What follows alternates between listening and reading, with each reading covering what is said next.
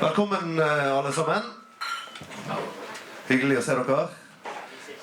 Mitt navn er Knut og Floyd. Jeg er leder i Norsk Artistforbund.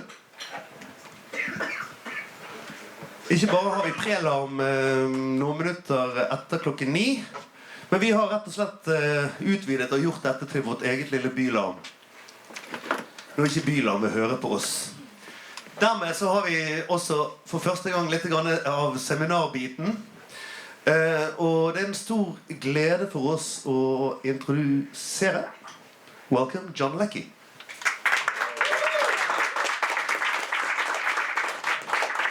It's been some 30 years now since you were in Norway last time. Yes, that's right. Oh,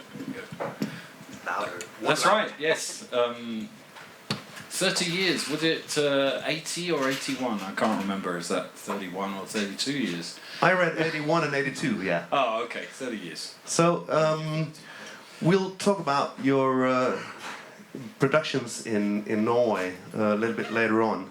Okay. But let's start with the beginning. You were born in London. West London. That's right. What was your musical upbringing, or you're not a musician, so how did you end up in the music industry? I don't know how I ended up in the music industry. No, I'm not a musician, which is quite, I suppose, an unusual thing for a producer.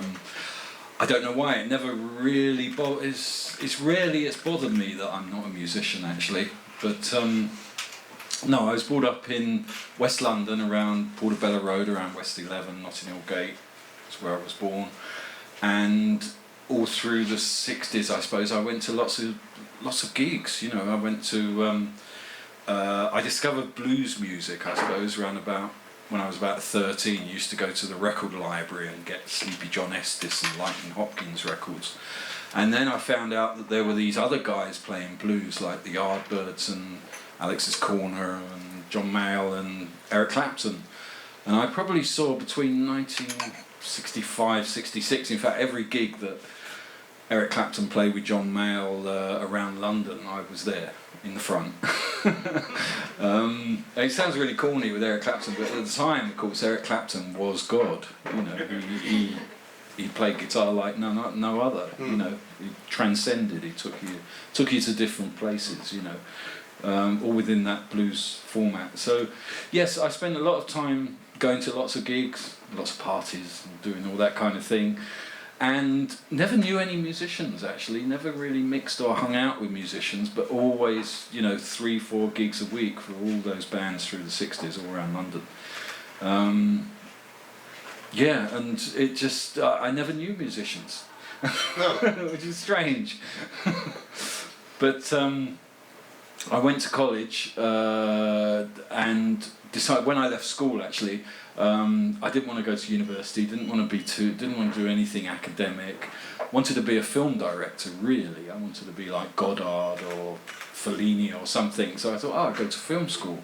So I spent 2 years at a film school in South East England, in Bromley, called Ravensbourne College, which was more or less they couldn't afford film stock. We did a little bit of 16mm film, but most of it was television stuff.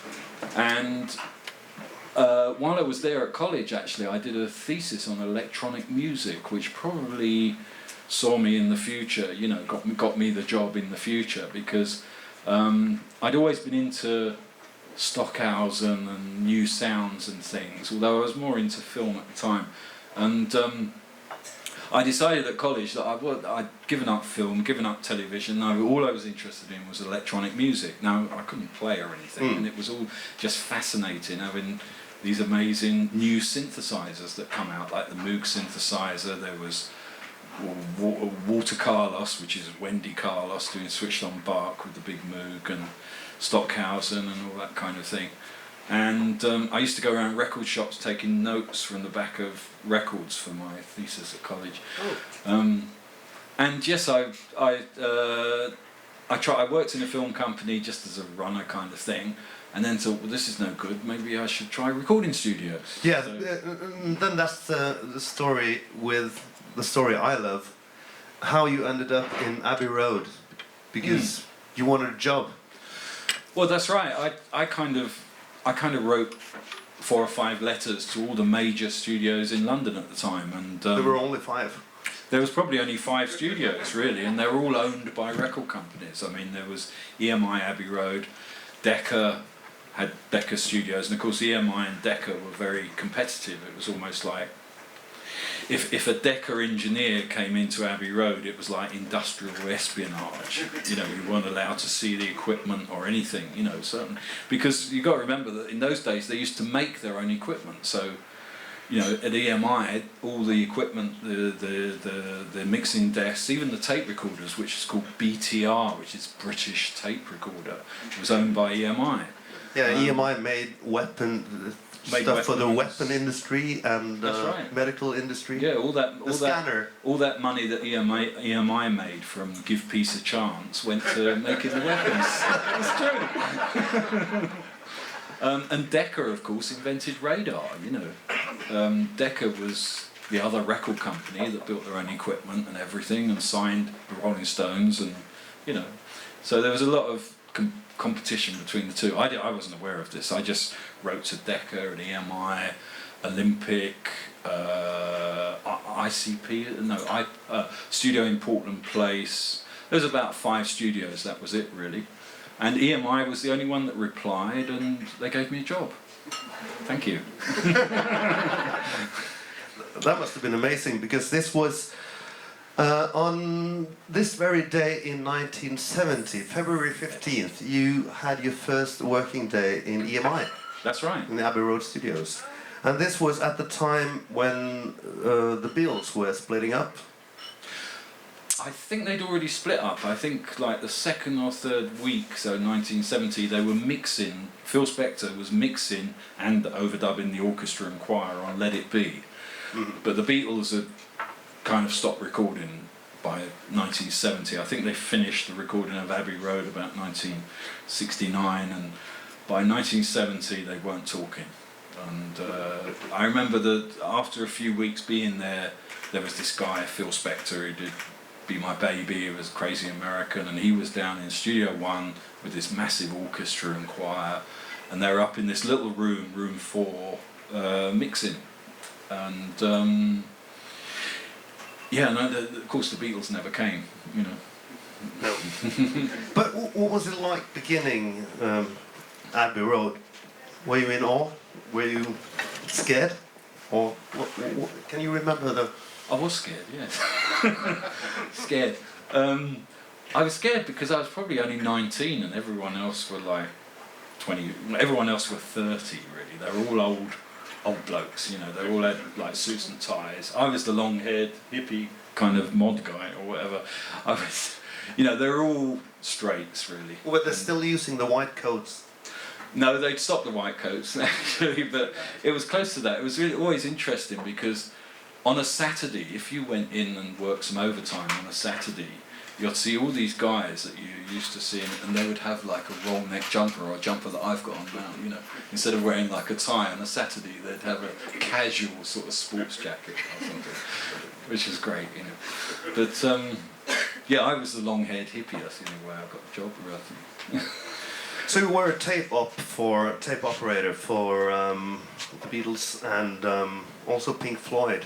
That's right. And the first Beatle you worked with was George Harrison. Well, actually, as I said, I started in February, and by April, I think, I was in with George Harrison and the All Things Must Pass session, which was Phil Spector with loads of musicians. You know, it was crazy because I was a tape op and Phil McDonald was the engineer.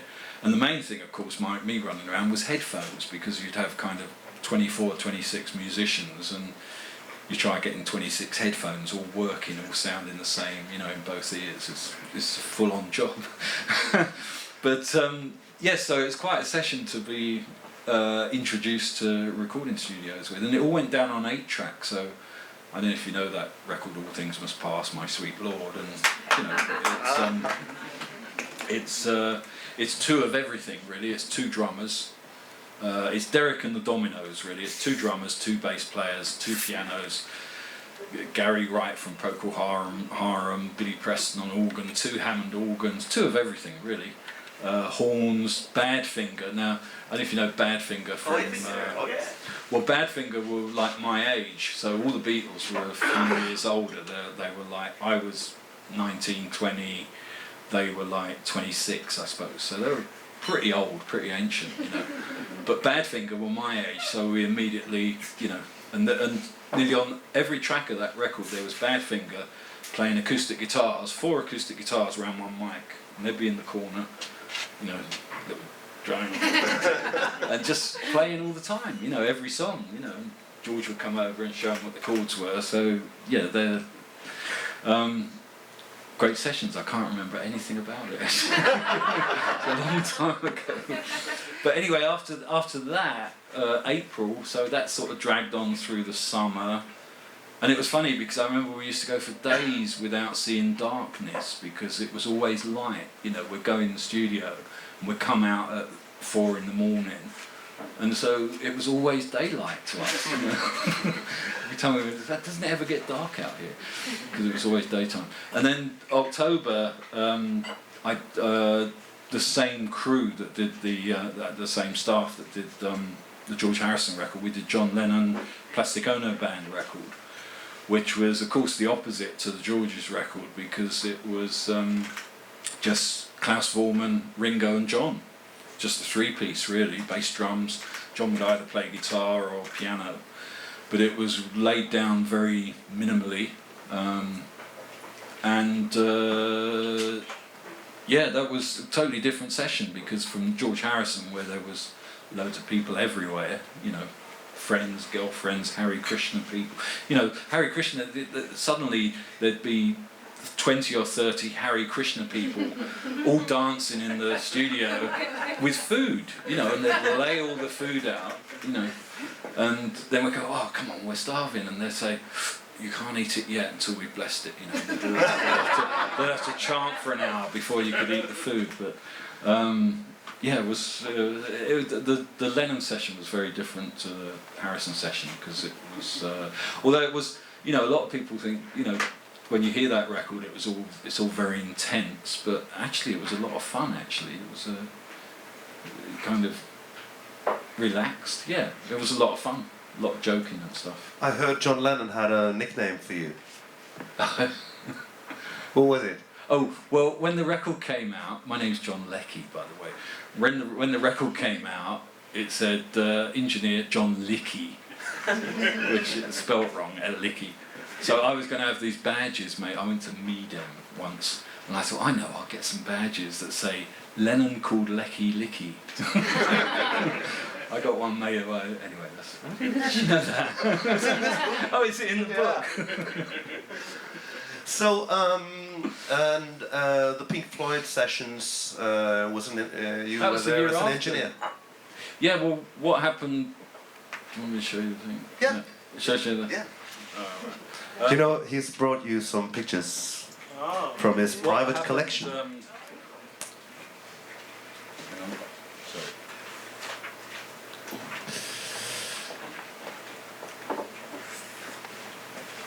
What happened with the Pink Floyd sessions? And this is a tape box actually, which is 1971, so it's January.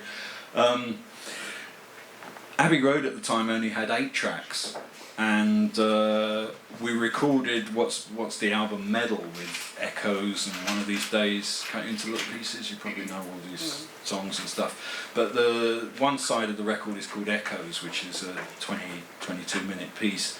And when it was constructed, it was called Nothing. It's like Nothing Part 1, Nothing Part 2, Nothing Part 3, because they just had little ideas, like little riffs and little drum patterns, little keyboard sounds, really, not even an idea, just like the piano note in the Leslie, where you hit the piano note at the start of Echoes, has that eerie kind of sound. I mean, that was the idea, let's make something of it. And we only had 8-track, and what happened is that we probably recorded for like 3 weeks or something, all these different Nothing ideas. And then we went to Air Studios, which was George Martin's studio in Oxford Circus in West End of London, and they were apart from Air, there was Trident Studios that had 16 track, but no one else had 16 track. So basically we went to Air Studios and copied the 8 tracks onto the 16 and then carried on overdubs. And oh yeah, and there, if you can, this is actually a recording sheet from Air Studios. Somewhere it says at the top there, Air, and it says 16 track copy from 8 track. So this is just me copying to 16 track, the 8 track. It's 22 minutes 20 long. So that's the whole of. So the 8 track would be edited. All those nothings would be edited together to make a 22-minute piece, which is what you hear as echoes on side 2 of Metal. And similarly with anything that was on 8 track, we copied to 16.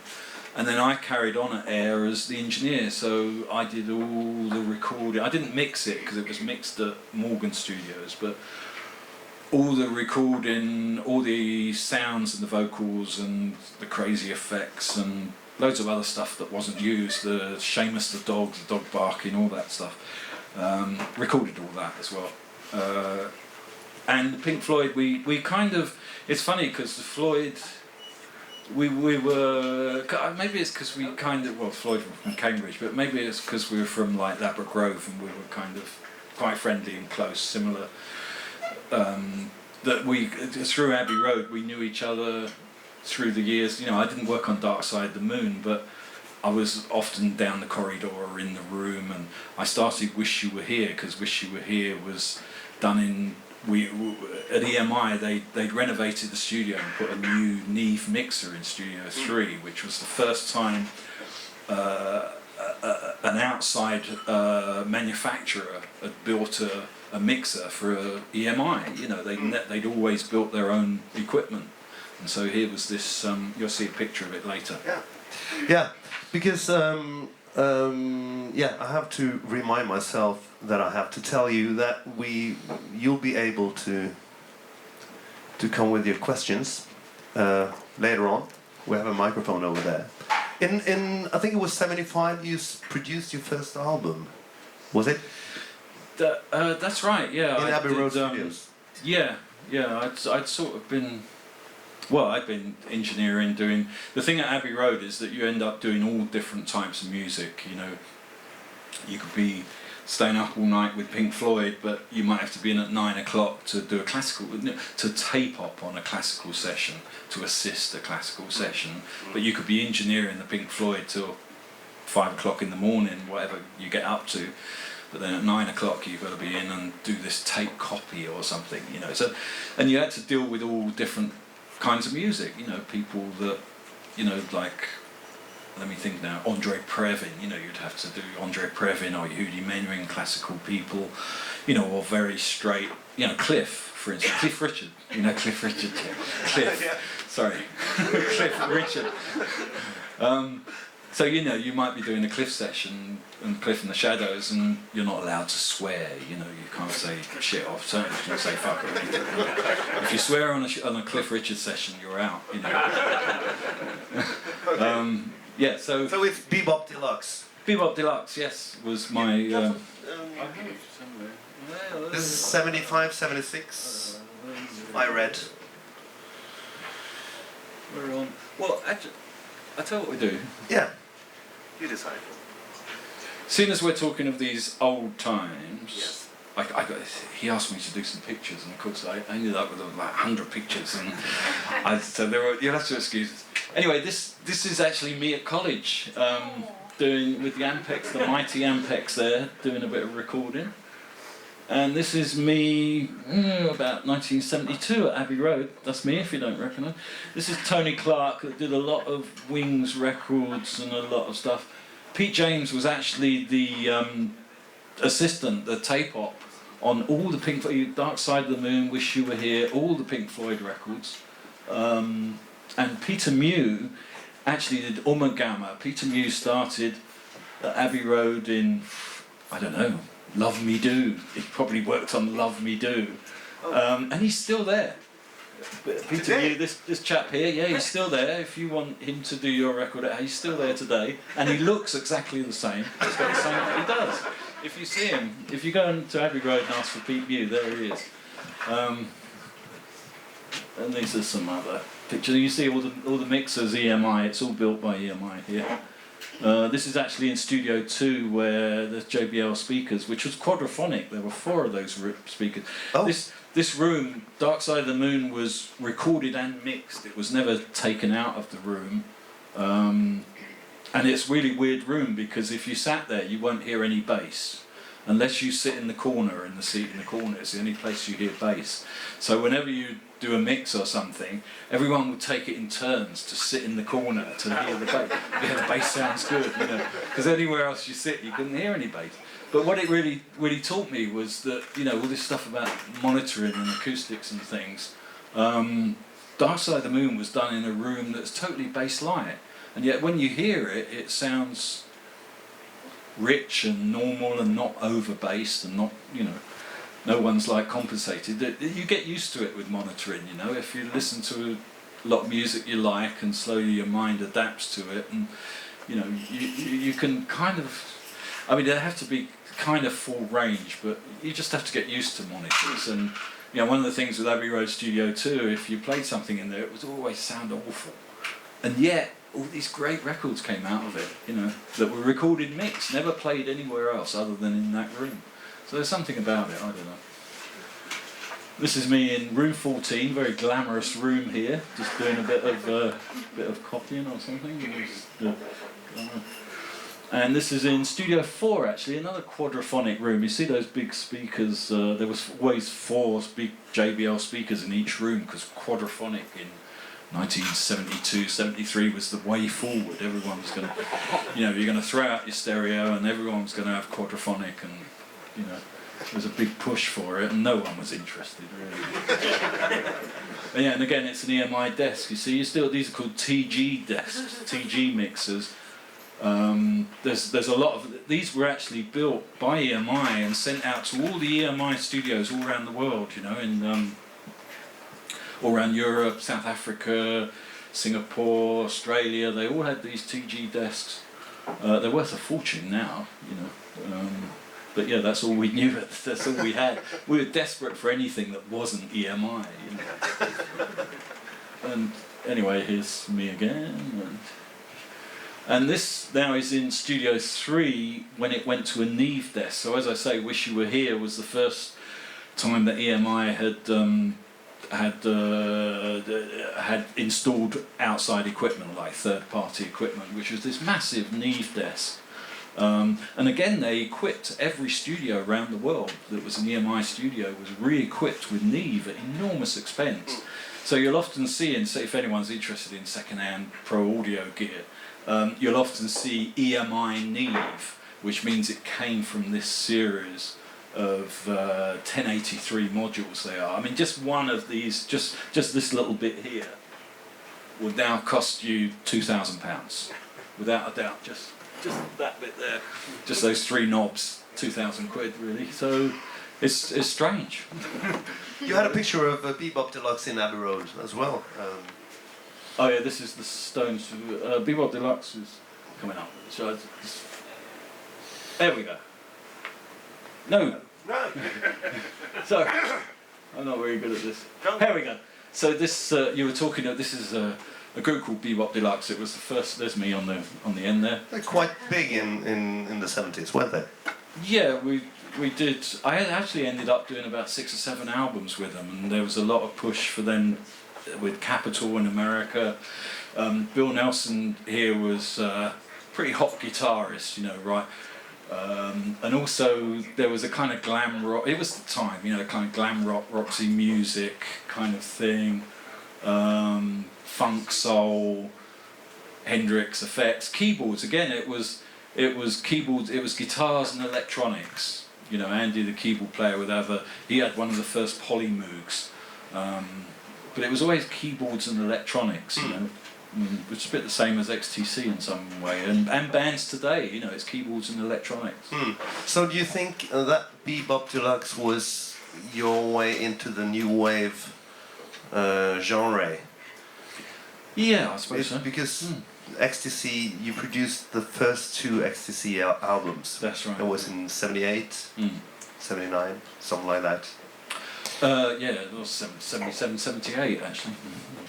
Because they'd heard the Bebop Deluxe albums. They had, yeah. Yeah, this was very, what do you say, state of the modern thinking. You know, what went on with Bebop Deluxe was kind of the technology. You know, it was what do you call it? Stretching the envelope. You know, you'd always be looking for new sounds. You know, it's like if you had and at the time there was lots of stuff. This was before MIDI. It was all CV and gate. If anyone knows that, you know, there was no MIDI controller or anything. Yeah, so we were always exploring different sounds and trying to find new sounds, you know. So you quit Abbey Road Studios in 78 because Simple Minds wanted you. Was that it? That's kind of. It might have been Simple Minds. Yes, Simple Minds to some extent. Yes. Yes. What happened? Well, what happened there is that EMI had this funny policy where they wouldn't hire you out as a freelance, so you could work at Abbey Road with other bands. You could bring in other bands to work at Abbey Road, or you could work with an EMI band at another studio. But you couldn't work at another studio with another company. They wouldn't hire you out, otherwise you were fired. You know, it was this crazy idea. And actually, it came to the week in 1978 where we were going to do the second XTC album, which is called Go To. And Virgin, they were signed to Virgin, and at the time, of course, Virgin was separate to EMI. You know, so it was a separate company. And Virgin had just opened the Townhouse, their big studio in West London called the Townhouse, and XTC was their big priority act, and they wanted me to produce XTC at the new studio at the Townhouse. So I went to Abbey Road and said, "Hey, you know, the last record we did here, it was